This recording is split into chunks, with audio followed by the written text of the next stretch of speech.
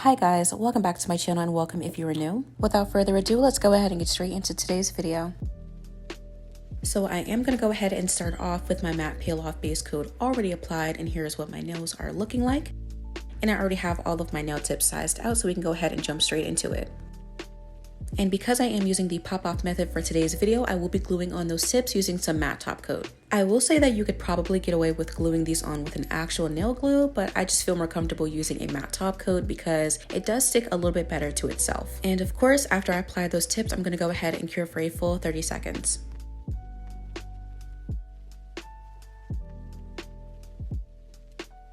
Before I cut down and shape up these tips, I'm going to go in with one more layer of matte top coat just to seal everything in. And of course, I'm going to go ahead and cure for a full 30 once again.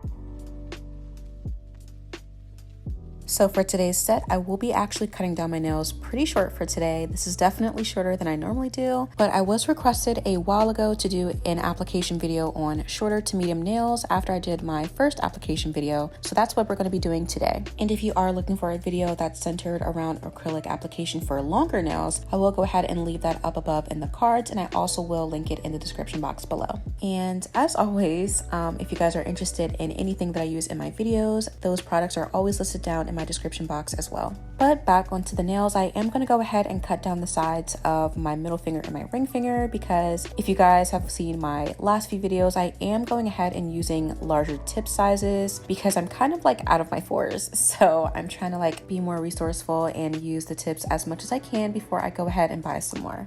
And lastly, I'm going to take my 80/80 grit nail file just to make sure everything is nice and crisp.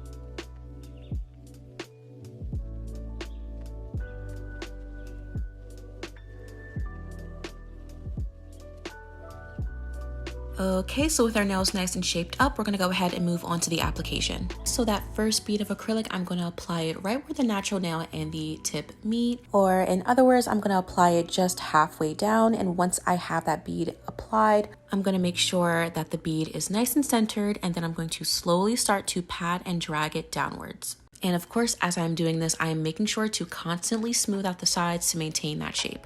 Once we've dragged down that bead as best as we can, I'm just going to go ahead and chop off the excess using my acrylic nail brush. Now for some acrylic powder and monomer combinations, you may have to move a little bit faster or slower. It is very important to make sure that your liquid to powder ratio accommodates your combination of powder and monomer. For example, the nude that I am using is Young Nails acrylic mixed in with a little bit of Me Secret Clear, and I am using Young Nails monomer. So I do have to move a little bit faster just to make sure everything doesn't dry down before I can actually smooth it out.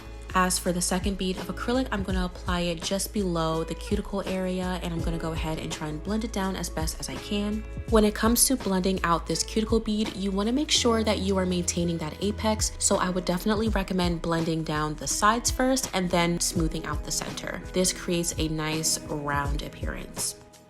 And if you guys have seen any of my previous videos, you guys know that I like to go in with smaller beads just to help me correct my structure. I have never really been one of those people to use the 3-bead method or the 2-bead method or even the 1-bead method. I believe that you should use as many beads as you need in order to make the structure the way it's supposed to look. So that's one of the main reasons why you guys see me add smaller beads here and there, because I like to make sure that my application is as smooth as possible so that the shaping and filing process can go by a lot faster. Okay, and so here's what that structure is looking like. Everything is nice and neat. And we're just gonna go ahead and repeat the exact same process. So the first bead is gonna be applied right where the tip and the natural nail meet. And before you start to drag everything downwards, make sure that the bead is nice and centered. Afterwards, you can go ahead and start to bring that bead downwards using the body of your brush. You wanna make sure not to apply too much force because you don't wanna take off the acrylic. You wanna make sure to leave the majority of the acrylic on the nail. And once everything has been brought downwards, you wanna use the body of your brush to just go ahead and get rid of that excess acrylic at the tip. And as you can see, I am constantly making sure to smooth down the sides, make sure that my shape is being maintained. And again, the point of smoothing out the sides is to make sure that the shaping and filing process goes by a little bit faster. As for the second bead, you're going to apply it directly below the cuticle and make sure that you are smoothing out the sides before you smooth out the center just to maintain that apex. Now, I believe I have mentioned this in the past, but when I am applying my cuticle beads, I don't apply it too close to the point where it's starting to flood. And the main reason that I don't apply the acrylic so close to my cuticles is because it just makes the sealing and tucking process a little bit easier and definitely a lot safer. And so to finish off this nail, I'm just adding a few beads here and there to make my structure nice and neat. Okay, so I'm just gonna go ahead and repeat the exact same process to the rest of my nails, and I'm just gonna be quiet so that you guys can actually absorb and see what I'm doing without me talking. And of course, I will come back so that we can shape and file these nails.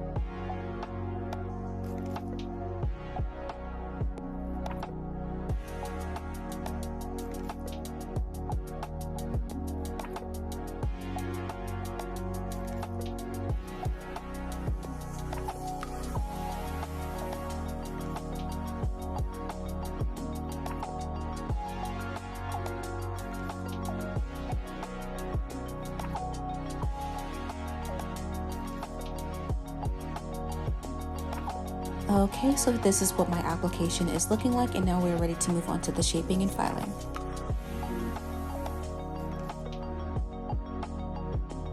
So here I'm just going to go in with my 8080 grit nail file just to get the undersides and sidewalls of my nails. And because we did maintain that shape during the acrylic application, we don't have to do too much work here.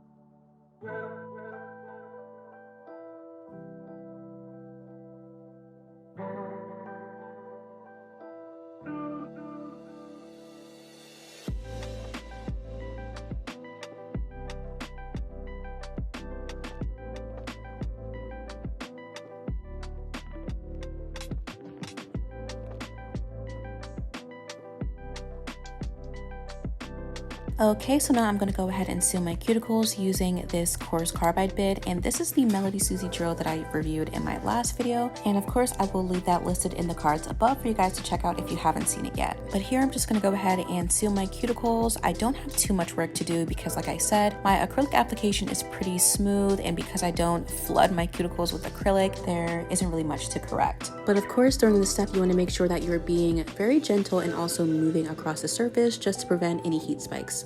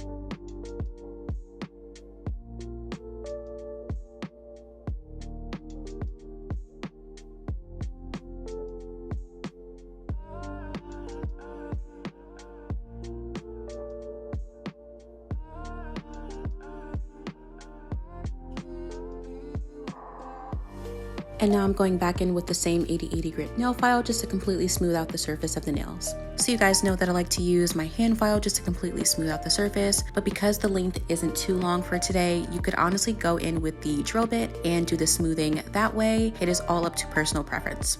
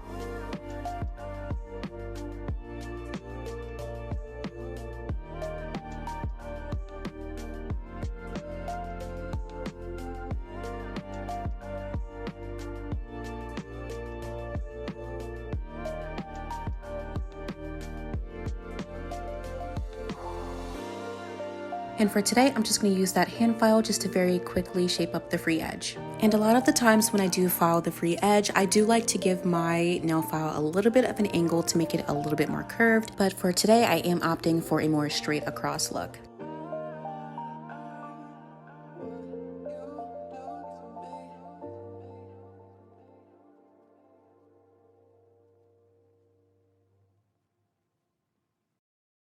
Here, I'm just going back in with that carbide bit just to reinforce that C-curve shape. Now, of course, the step is not necessary, but I do like to add it in because it makes the nails look a little bit more thin and crisp.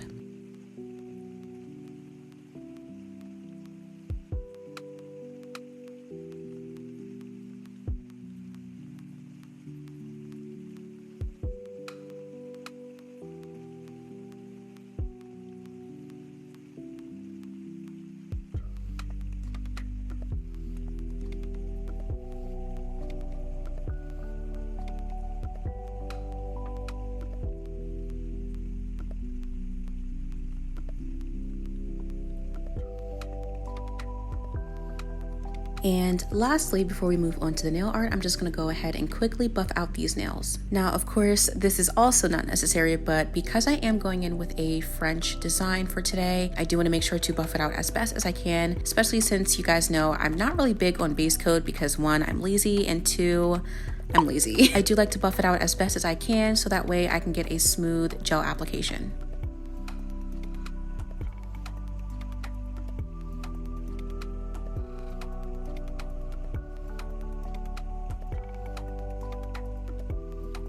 Okay guys, so here I kind of goofed a little bit. So I thought that I was recording, but it really wasn't. So we're just gonna pretend like nothing happened. So basically what I did is I just went in with one layer of an orange gel polish just to create this nice French tip. And right here, I'm just going in with a second layer. And before I start really getting into the nail art, this set was inspired by Gio's Room over on Instagram. In the original set, she actually did use some chrome for this set, but I actually will be going in with a blue instead because I feel like I kind of use chrome too much on the channel and I kind of need to space it out a little bit, and I'm pretty sure you guys are sick of me. So I did decide to go in with a blue gel polish instead. But we are going to get to that a little bit later. For now, I'm just going to go ahead in with my second coat of the orange gel polish as I mentioned before.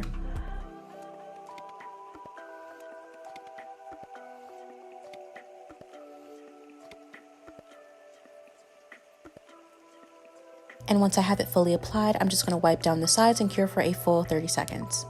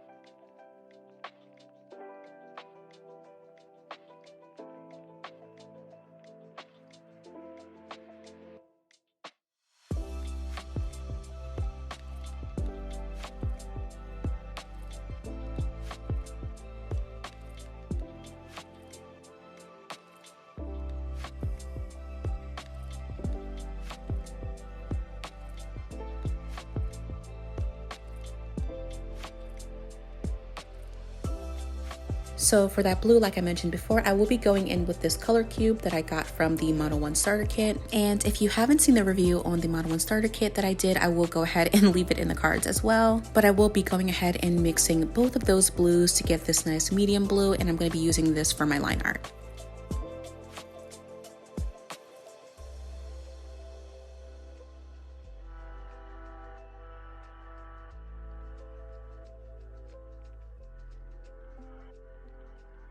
So for today's line art, I definitely will say that it was more on the abstract side, and I did find myself kind of referencing the reference photo probably about 4 to 5 times the entire time, which isn't too bad for me. I kind of like refer to reference photos a lot when I'm doing recreations because for some reason I just can't remember. Like, I don't know what I'm doing. So for this one, I would say that I kind of took a few liberties here and there, especially if I didn't really know what she did, like if I couldn't see it in the photo. But for the most part, I tried to make it look exactly the way that she did, just so that I could get that same vibe. Now, what I will add is that for this step, I actually opted for my medium-sized brush. For the French, I did use my long brush, and for this part I used my medium one, and that's simply because there are a few curves that are a little bit more difficult to achieve with something that's longer, so I decided to go for my other brush instead.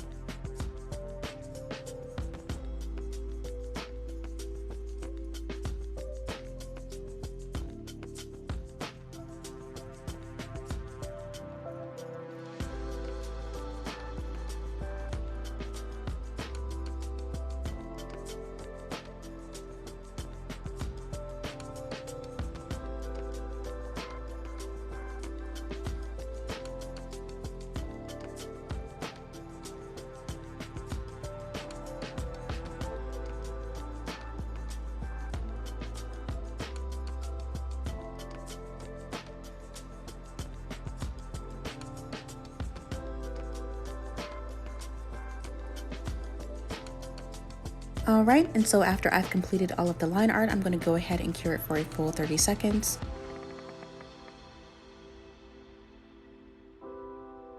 And to finish everything off, I'm going to go in with a single layer of top coat and cure for a full 60 seconds.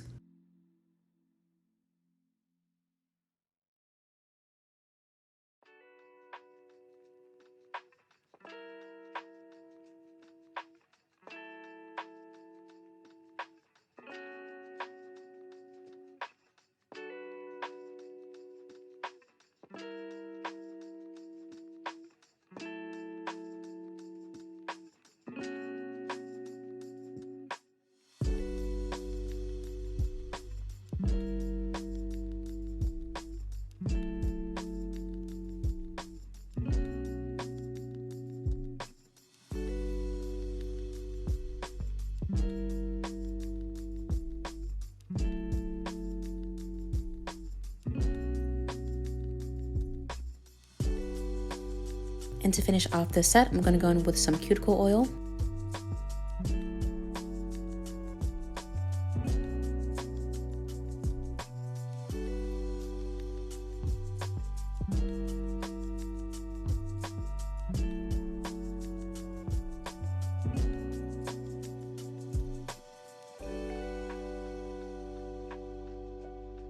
And that completes today's set. I really hope you guys enjoyed this one. I know this set is definitely a little bit different than what I normally do on the channel, but I wanted to do something that was a little bit simpler so that we could focus on the acrylic application. Of course, I would love to know if this video helped you a little bit, and also let me know what you guys think of this nail set. But as always, I want to say thank you guys so much for tuning in today, and I will see you guys in the next one.